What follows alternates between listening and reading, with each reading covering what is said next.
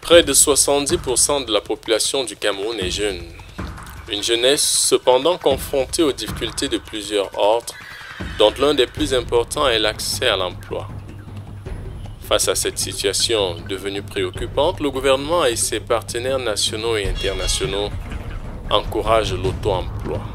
C'est ainsi que des jeunes diplômés ou non reçoivent des formations spécifiques à la carte, suivi de financement en vue de l'établissement de micro-entreprises.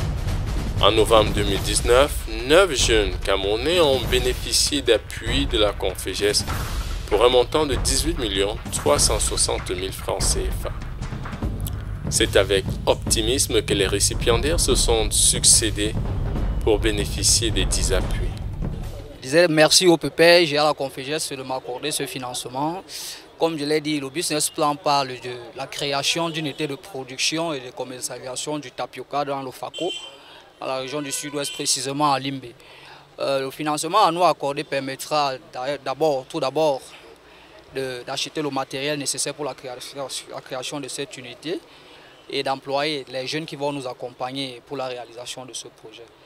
Et nous comptons bien utiliser ce financement à bon escient. Vous avez suivi tout à l'heure le secrétaire général de la Confégès qui nous a demandé d'utiliser cet argent et le ministre de la Jeunesse qui nous a précisé qu'une mission de contrôle viendra au Cameroun évaluer ce qu'on a fait avec cet argent. Alors nous comptons utiliser à bon escient les moyens mis à notre disposition pour réaliser ce que nous avons promis. La jeunesse camerounaise a besoin d'emploi et avec cet argent, avec ce financement et cette unité, nous allons créer un peu plus d'emplois.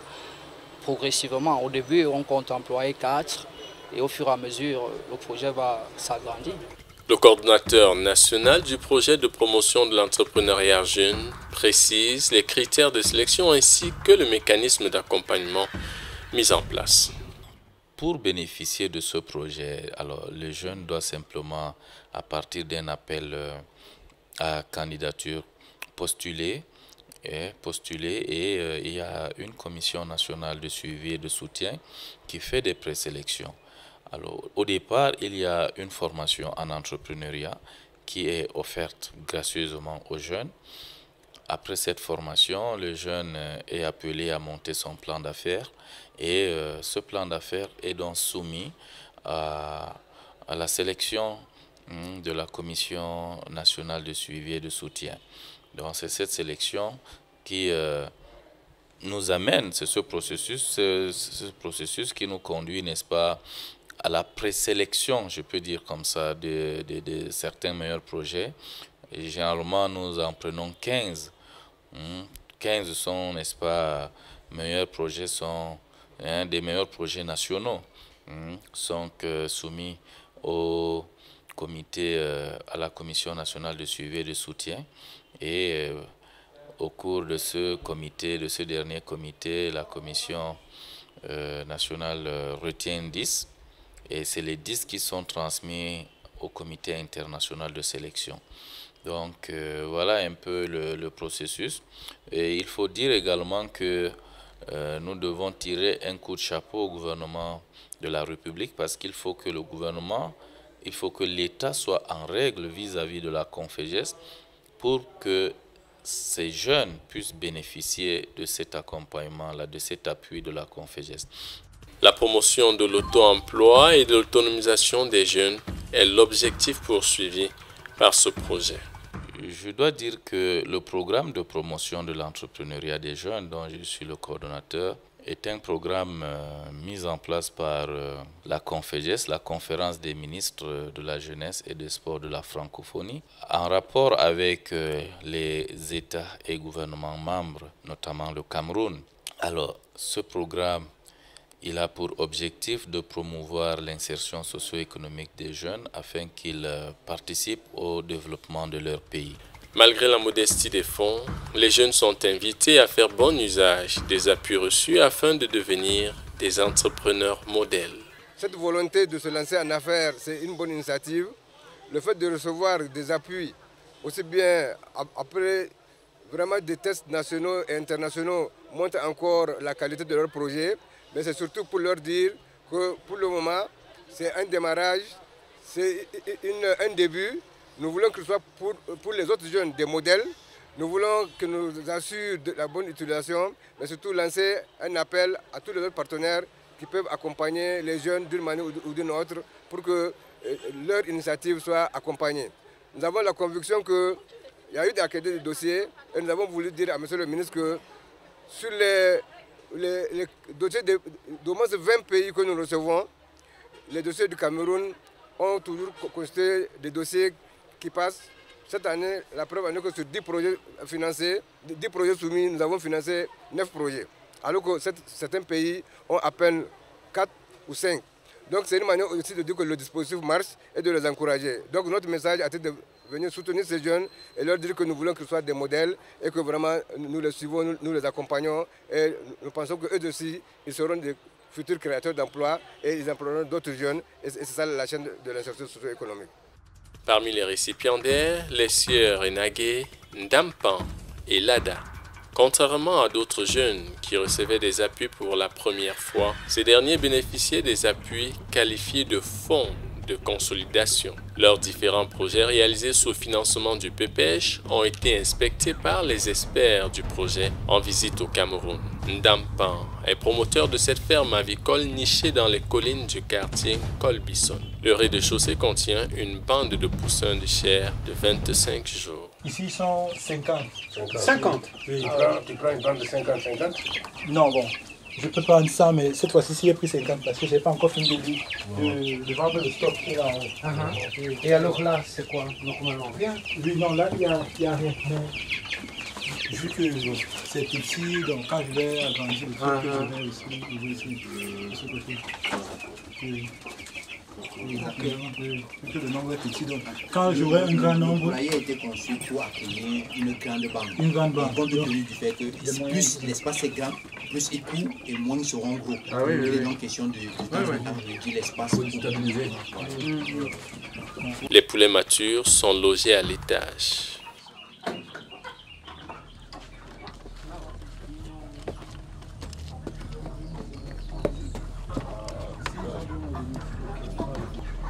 Sinon, avec 2 mois d'heure, tu ne vas pas t'en sortir. Tu vas perdre. Et on les vend à quel âge?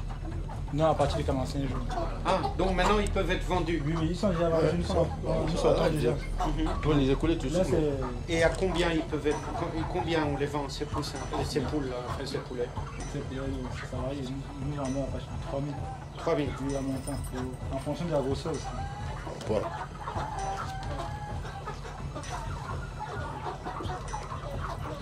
Ils sont combien? Là, ils sont 50 aussi? Oui, c'est 50. Non, il est chez 100, il est chez 150. Ils auront perdu 50. Ah, vous en avez pour tous les mois 50. Oui, non, 50. La moitié? Non, c'était un tiers. Ils ont perdu un tiers. 150. Ah, ils étaient 150? Oui, nous avons perdu une cinquantaine. Ah bon? Pourquoi? 50, c'est tout pour moi. Comment ça? Il y a un vétérinaire qui les tue. Oui, il y a un vétérinaire qui vient. C'est vrai qu'il n'est pas bon. Celui-là, il a des problèmes. Comme celui-ci, il a des problèmes. Ils perdent. Et c'est toujours comme ça, 1 sur 3? Non. Et cette fois-ci, Cette fois-ci, c'était cette fois-ci. c'est cette fois-ci qu'il y a eu beaucoup de pertes. C'est la première fois que nous avons beaucoup de pertes. Les pertes enregistrées dans la production n'entament pas l'ambition de notre entrepreneur avicole. Oui, c'est déjà depuis plus d'un an, 2 mois, 1 an, 2 mois que le projet est sur pied, ici, à Yaoundé. Oui. Donc, j'ai commencé avec ce projet depuis au nord. Donc, j'ai juste importer pour la ville de Yaoundé, vu que je devais continuer une formation ici. Quelles sont les capacités de production? Les capacités de production, je suis à 200, 250. Il est bien vrai que nous avons, pendant la production, nous avons ceux qui décèdent. Nous avons ceux qui décèdent, on peut se retrouver à 30, 20, 40, donc ça dépend.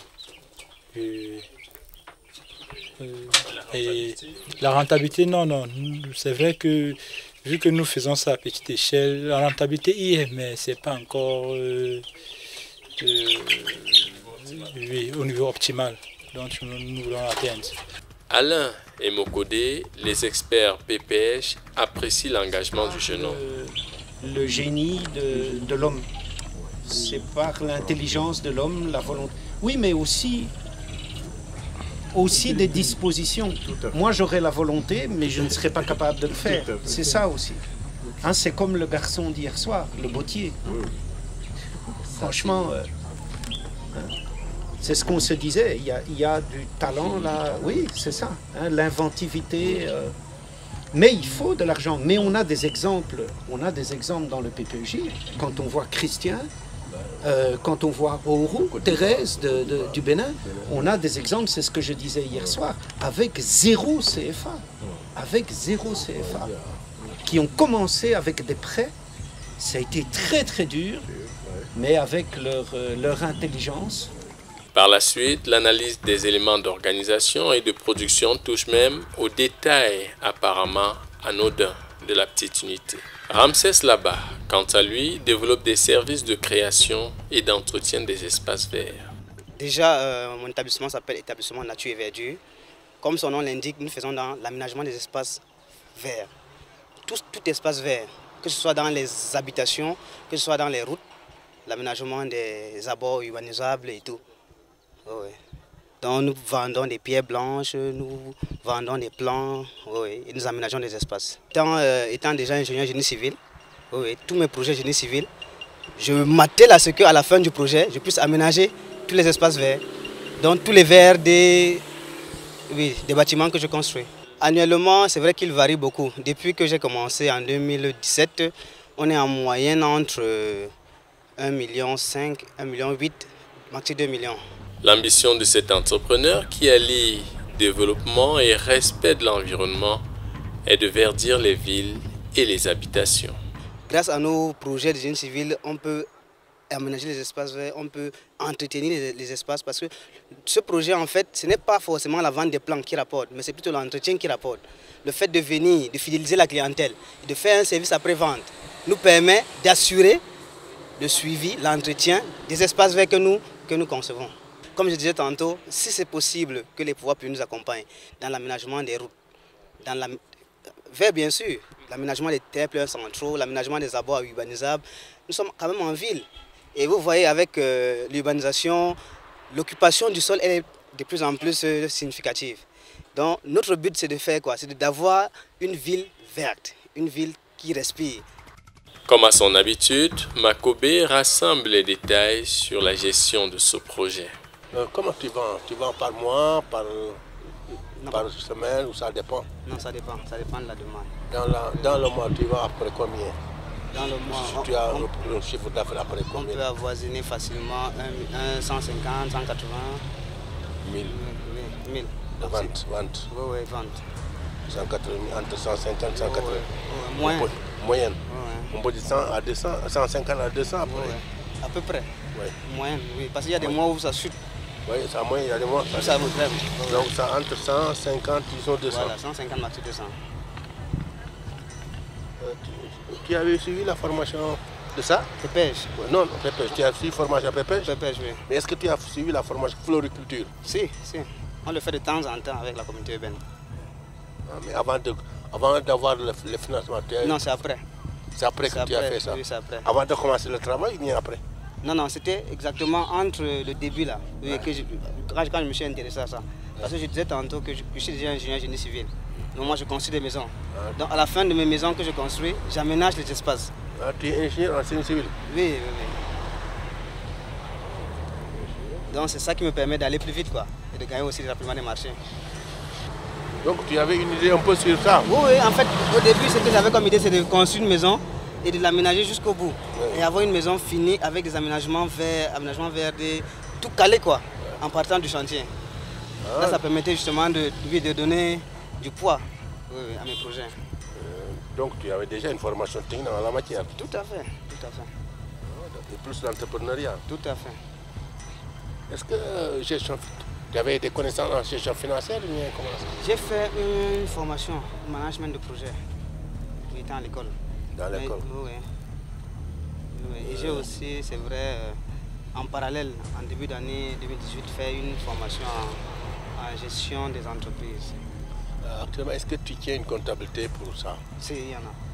Comptabilité? Oui, il y a une comptabilité. Les sorties, les entrées? Les sorties, entrées, les registres, un registre quoi. Les sorties, soldes? Oui, tout à fait. Tu as un commercial, quelqu'un qui s'occupe de la publicité, de la promotion, des choses comme ça, tu n'as pas? Déjà, lui c'est lui qui s'occupe de ça, mais il y a aussi des pages Facebook, Twitter, sur lesquelles on essaie de se vendre et des trucs comme ça. Mais donc il y a un commercial, lui c'est un commercial. Oui, lui c'est lui qui est l'homme à tout faire. C'est l'homme qui a l'homme à tout faire.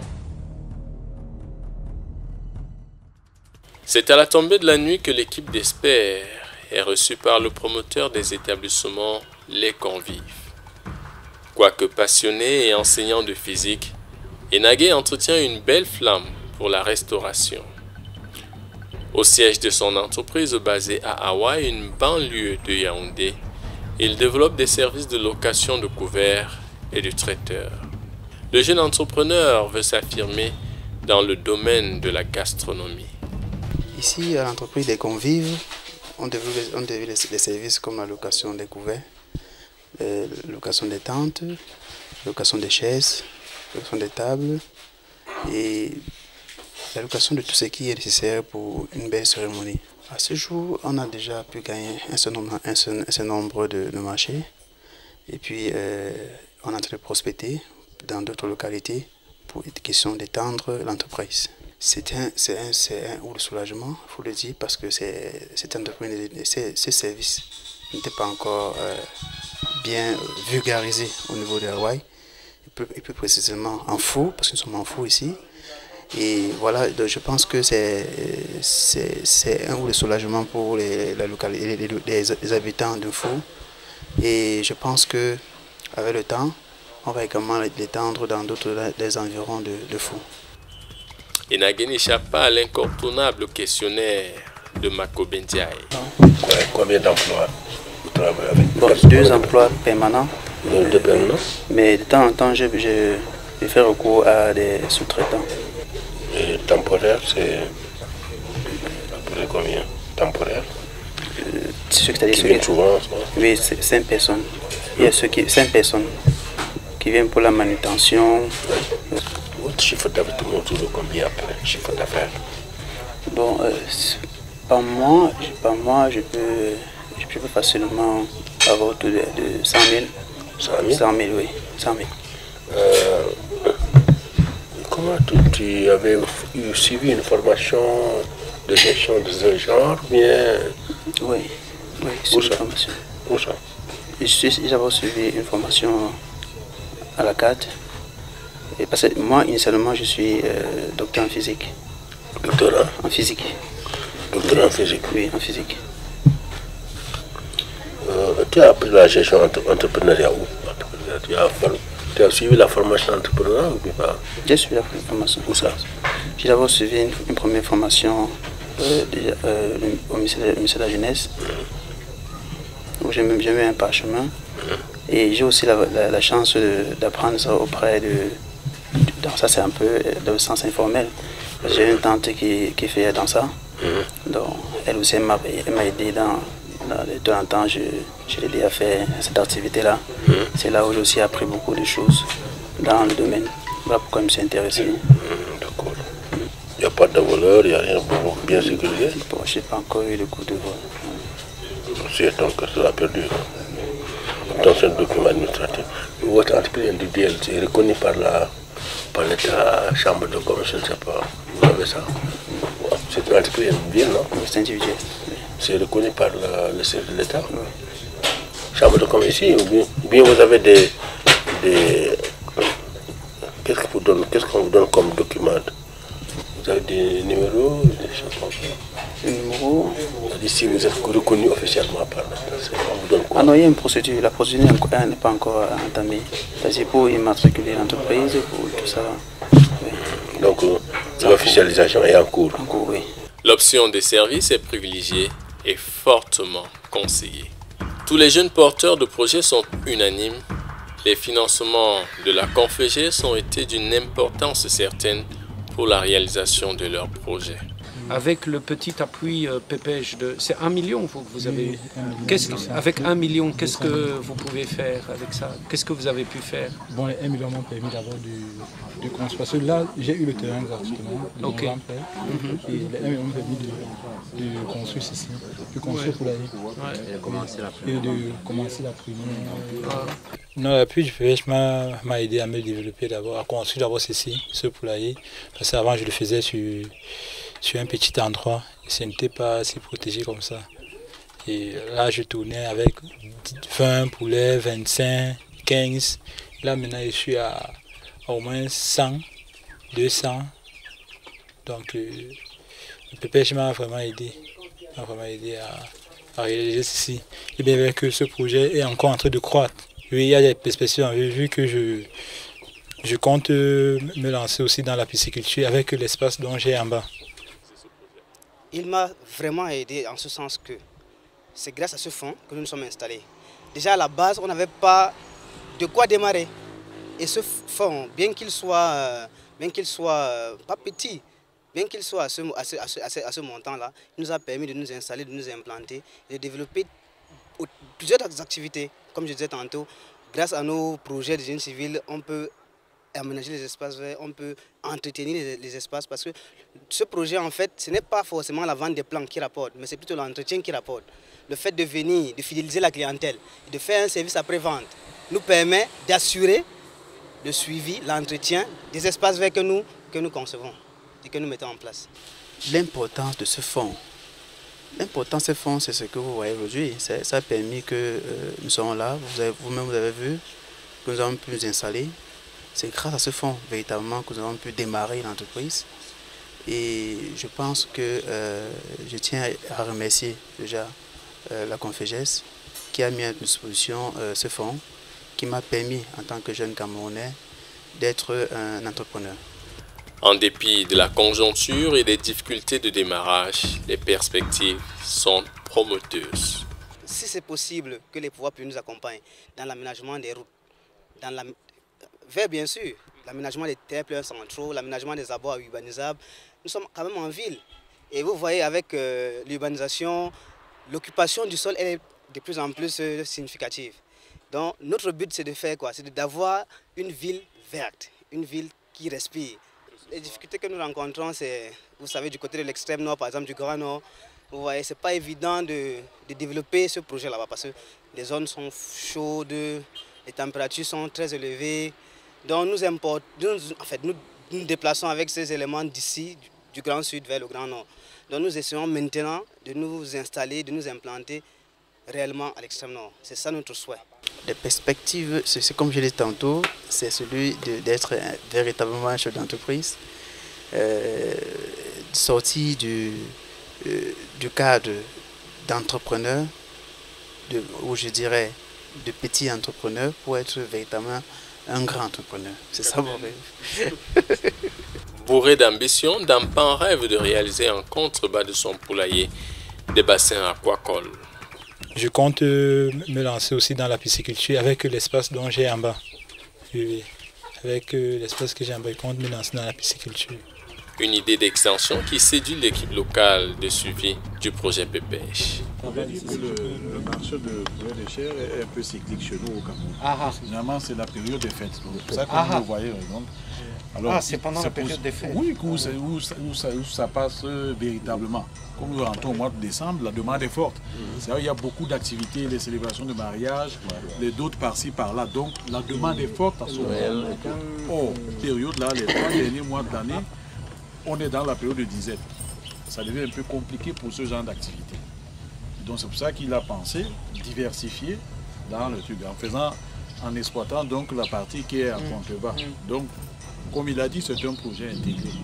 C'est pour ça que nous avons trouvé que c'est génial. Et généralement, des jeunes qui se montrent comme ça, trop entreprenants, on les appuie, on les accompagne par la suite avec le FONIGE. Les experts de la Confégès, au terme de leur visite d'évaluation, se prononcent sur la qualité des projets développés. À la base du développement, ce n'est pas les finances qui comptent, même si les finances sont indispensables. Mais ce qui compte, c'est l'idée, l'originalité, quel que soit le diplôme que l'on ait. Nous avons vu des jeunes qui avaient des diplômes de l'enseignement supérieur jusqu'au rang de docteur, mais qui avaient à côté de ça une idée, tout à fait dans un domaine différent de leurs études. À partir du moment où on a une idée, où on croit à cette idée, on va soi-même rechercher la qualité. Qu'il s'agisse de l'élevage de poussins ou qu'il s'agisse de la fourniture de chaises et de couverts pour des célébrations festives, dans tout il faut la qualité. Et tous les projets que nous avons vus, ce sont des projets de qualité. Bien sûr, l'argent aide, l'argent est indispensable, mais ce n'est pas la première condition. La première condition du développement, c'est l'idée et l'idée de qualité. La démarche de soutien du gouvernement est un facteur déterminant pour la promotion de l'entrepreneuriat. En analysant les projets que nous avons visités, nous avons vu deux sortes de projets. Des projets financés par l'État camerounais à travers le FONIGE et les projets financés par la Confégès. Et je dirais même troisième parce qu'il y a des projets mixtes ou bien un projet mixte financé et la Confégès et le FONIGE. Ce qui importe, c'est que nous avons noté l'implication forte du ministère de la Jeunesse, en charge de la jeunesse dans la politique de l'emploi des jeunes mise en étape par le gouvernement du Cameroun.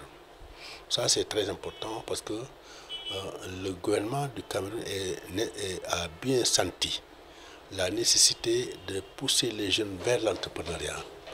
Pourquoi? Parce qu'aujourd'hui, tout le monde est conscient que tous les diplômés, tous les jeunes ne peuvent pas être dans des bureaux. Ils ne peuvent pas tous être des fonctionnaires. Il faut donc développer ce qu'on appelle l'initiative individuelle, en l'occurrence l'entrepreneuriat. Et pour ce faire, il faut qu'il y ait des appuis d'abord de l'État à travers des mécanismes de formation, de financement et de suivi qui sont très importants. Et ça, nous avons vu ça aussi au niveau du FONIGE. Deuxièmement, le gouvernement du Cameroun également s'attelle à tout faire pour être en règle vis-à-vis, par exemple, de la Confégès, qui est une institution de bailleur, pour que également les fonds qui sont logés au niveau de cette institution puissent être, les jeunes Camerounais puissent en bénéficier. Ça aussi, c'est déjà une volonté également politique. Nous avons vu également que le suivi des jeunes par les cadres du ministère. Le fait, parce que le jeune qui est financé doit être suivi de près. C'est-à-dire, je dirais suivi, mais accompagné au niveau d'acquisition des documents administratifs, également au niveau de l'appui pour des mesures pour endiguer un petit peu ce qui est fiscalité, ce qui est patente. Tout ça, donc, c'est le suivi que fait également la coordination au niveau du ministère. Ça aussi, c'est déjà quelque chose de très important. Alain Verhagen s'attarde sur les spécificités du PPH qui garantissent sa pérennisation. Ce qu'il y a d'extraordinaire à travers le PPEJ, donc le programme de promotion de l'entrepreneuriat des jeunes de la Confégès, ce qu'il y a d'extraordinaire, c'est que c'est le seul instrument de toutes les institutions de la francophonie, qu'il s'agisse de l'OIF, de la Confémène, de la Confégès, de l'AIMF, etc. Il s'agit du seul instrument auquel cotisent tant les États et gouvernements du Nord que du Sud. C'est exceptionnel. C'est le principe d'égalité. Nous sommes tous membres d'une même organisation, la Confégès, nous cotisons. Mais en même temps, il y a le principe de solidarité qui fait que ceux qui ont plus de moyens, évidemment, cotisent et doivent cotiser davantage.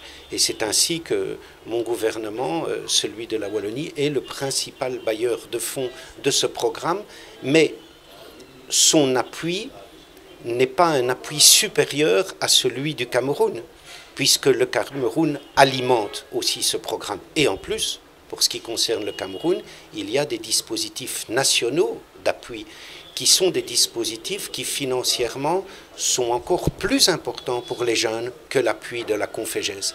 Mais les deux ensemble, c'est la synergie, c'est la solidarité et tout ça au profit de l'émancipation économique des jeunes. Au cours de la restitution de la tournée effectuée auprès des porteurs de projets financés par le PPJ dans la région du centre, les experts promettent de revenir dans le cadre des jeunes financés cette fois dans les zones sous menace. C'était important, je pense, psychologiquement et politiquement de venir au Cameroun, puisque le Cameroun s'est remis sur les rails, on va dire, dans le PPJ. Donc c'est vraiment important de montrer qu'il y a tellement de bonnes choses qui se font. Et ça doit être un exemple pour les autres. Mais c'est aussi important, Monsieur le ministre, d'encourager les jeunes là-bas. Et c'est d'ailleurs pour ça que mon gouvernement, au mois d'août, a décidé de faire un effort supplémentaire pour le PPJ, pour les projets dans les zones sahéliennes sous menace. À la coordination nationale du PPJ, l'incitation des bénéficiaires à la construction d'un réseau de jeunes entrepreneurs solides est l'une des ambitions affichées. Ça rentre dans notre perspective d'avoir, à partir de l'année prochaine, pourquoi pas 10 sur 10 de projets financés. Et l'autre des mesures, c'est également de structurer le réseau des entrepreneurs, des jeunes entrepreneurs du PPJ. Entendu programme de promotion de l'entrepreneuriat des jeunes, il faudrait que ce réseau puisse véritablement vivre, qu'il puisse fonctionner pour pouvoir fédérer, mutualiser les services et que les jeunes, n'est-ce pas, puissent partager les expériences, partager les expertises et faciliter, n'est-ce pas, les marchés, etc. Nul doute que les sillons ainsi tracés permettront à de nombreux jeunes de réaliser leurs rêves en contribuant au développement du Cameroun.